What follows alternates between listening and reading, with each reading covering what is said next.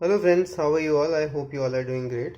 तो last class में हमने कंज्यूमर थ्योरी स्टार्ट कर दी थी और कार्डिनल ऑर्डिनल और रिवील प्रेफरेंस थ्योरी के बारे में मैंने बताया था। शॉर्ट वीडियो थी, मेरे को कहीं जाना पड़ गया था, इसलिए मेरे को वहाँ पे कट करनी पड़ गई थी।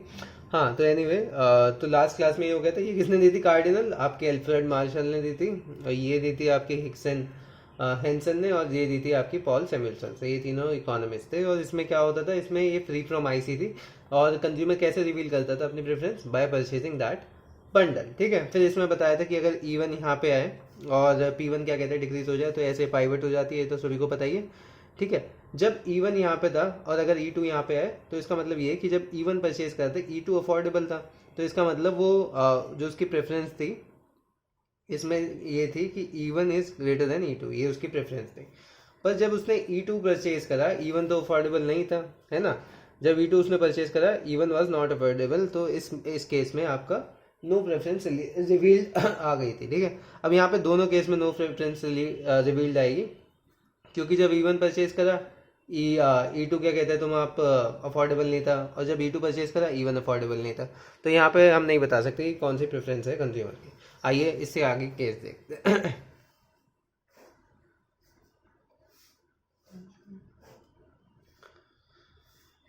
तो एक वही सेम केस है, बजट लाइन डालते हैं, E1 E2 देखते हैं कहाँ पे है। ये E1, ये भी है आपका। ठीक है, और यहाँ पे E2 आ रहा है। तो यहाँ पे देखोगे, जब E1 को परचेज कर रहे थे, E2 जो था वो अफोर्डेबल नहीं था, तो इसका मतलब नो प्रेफरेंस है। पर जब E2 को परचेज करा, E1 अफोर्डेबल था, तो that means E2 is greater than E1। मतलब इसमें वो प्रेफरेंस बता रहा है कि अपनी वो E2 उसने प्रेफर करा E1 के कंपैरिजन में। आइए एक बार यहाँ पे कर लेते हैं, एक बार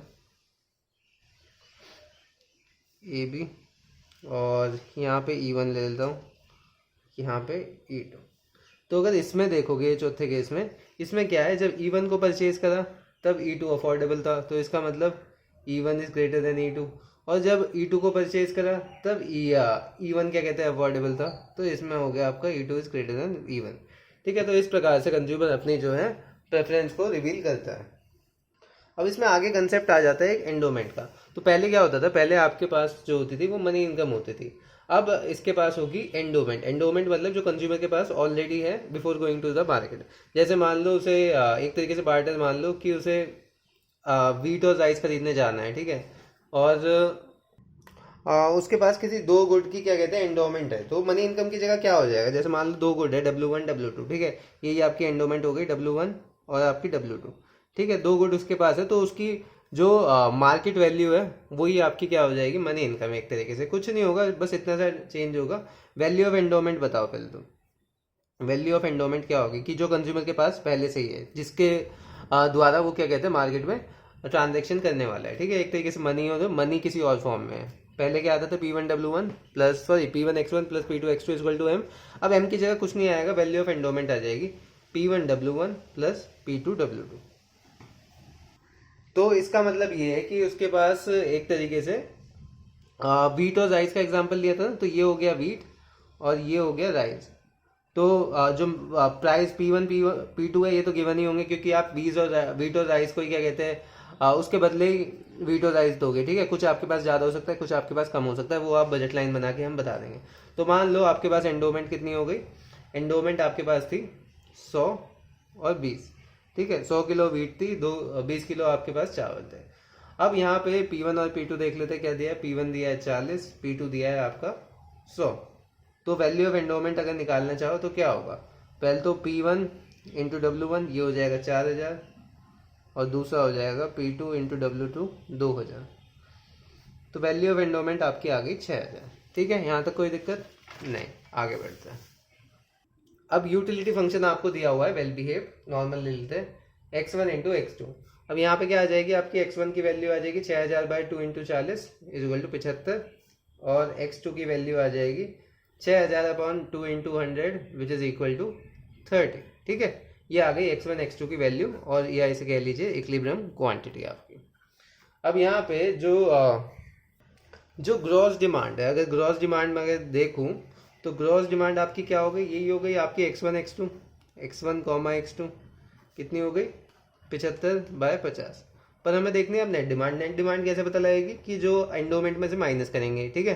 तो एंडोमेंट को हम माइनस कर देंगे कि हमारे पास पहले से क्या था, किसके बदले हम ट्रांजैक्ट कर रहे हैं, तो ये हो जाएगी आपकी नेट डिमांड। ये एट इक्विलिब्रियम होती है, ये नॉट इक्विलिब्रियम, ये इक्विलिब्रियम नहीं होता, मतलब ये जो नेट डिमांड होती है ना, ये इक्विलिब्रियम नहीं होता। तो नेट डिमांड आपकी क्या होगी, x1 minus W1 x2 minus W2। तो यहाँ से अगर आप करोगे, एंडोमेंट कितनी थी पहले, आपके पास थी 100 और 20, तो इसमें से माइनस कर दो पहले, तो -25 आ जाएगा, ये वाला -25 आ जाएगा और ये पॉजिटिव का 10 आ जाएगा, ठीक है।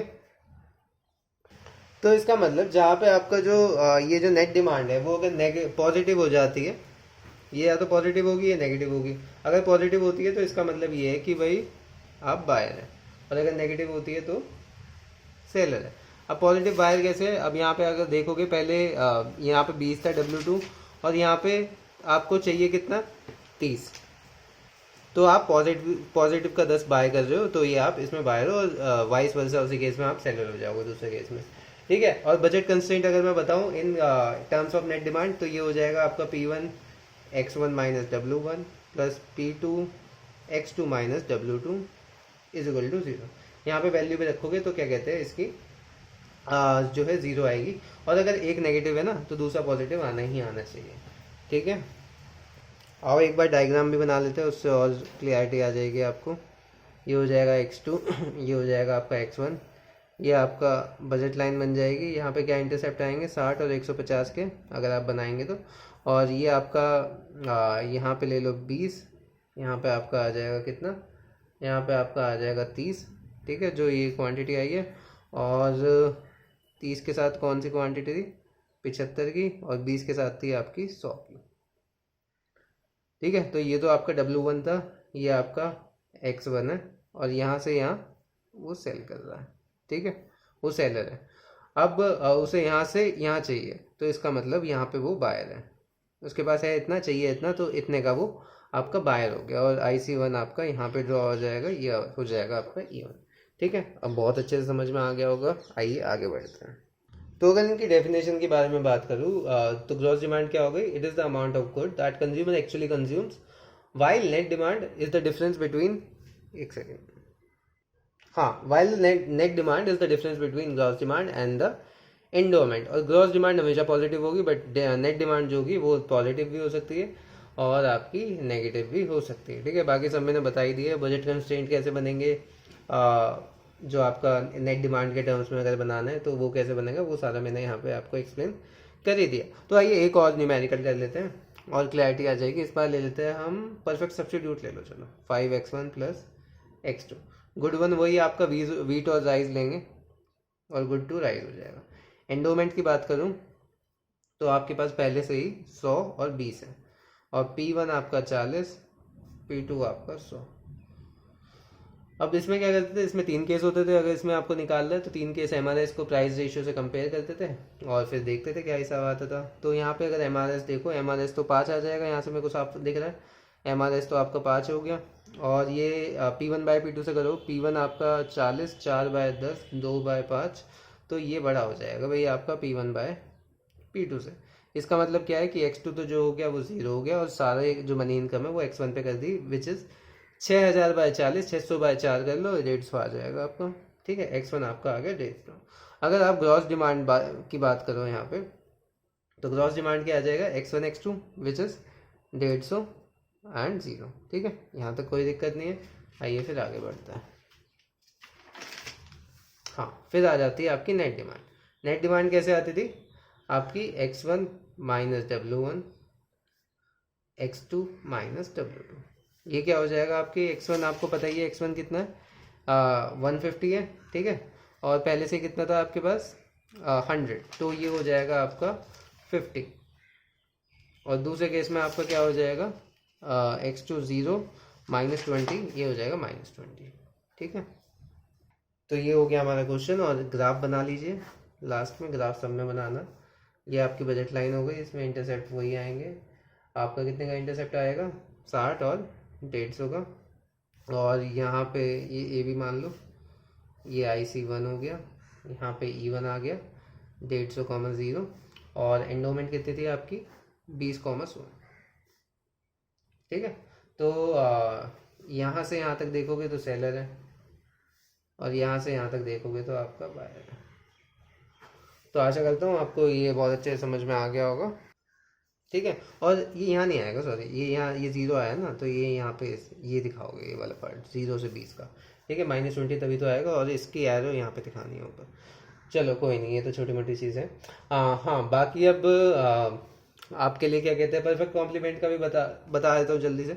यू फंक्शन ले लो मिनिमम 4x1, x2, ये परफेक्ट कॉम्प्लीमेंट हो गया। P1 P2 वही है सेम, P1 40, P2 100, ये आपको खुद करना है, ठीक है। और आपकी एंडोमेंट कितनी है, 100, 20, सेम चीज़ ली है, बस वो फंक्शन अलग है। तो सबसे पहले क्या करोगे, x1 निकालो। x1 कैसे निकलेगा, आपको इसका क्या याद होना चाहिए, डिमांड फंक्शन आपको याद होना चाहिए। तो वो क्या था, जो इक्विलिब्रियम क्वांटिटी आती थी, x1 equal to m upon क्या होता था, P1 plus P2 upon into a/b, ठीक है। बस वो फॉर्मूले में रखोगे तो आपका x1 आएगा, फिर x2 आएगा सेम, वहाँ पे P1 इंटू b/a हो जाएगा, प्लस P2 हो जाएगा, ठीक है। बाकी सब कुछ सेम है। एंड ग्रॉस डिमांड आपकी आएगी 13.63 और 50.54, ठीक है। नेट डिमांड फिर आप निकाल लोगे, एंडोमेंट जो गिवन है उसमें से माइनस करके, और फिर आप उसका डायग्राम बना लोगे, ठीक है। तो ये हो गई, हमने बेसिक चीज़ें कंप्लीट कर ली। नेक्स्ट क्लास में हम स्टार्ट करेंगे, ये कौन सी थी, 29 लिख देता हूँ। तो नेक्स्ट क्लास में हम स्टार्ट करेंगे चेंजेस इन मर्ज लाइन, ठीक है। दो प्रकार चेंजेस किन किन उससे फैक्टर से हो सकता है, या तो आपका प्राइस में चेंज आ जाए, या आपका एंडोमेंट में चेंज आ जाए, ठीक है। उसमें देखेंगे कि कैसे कैसे कहानी बनती है और क्या क्या होता है। तो आज की क्लास के लिए इतना ही, मिलते हैं नेक्स्ट क्लास में, तब तक के लिए गुड बाय, टेक केयर।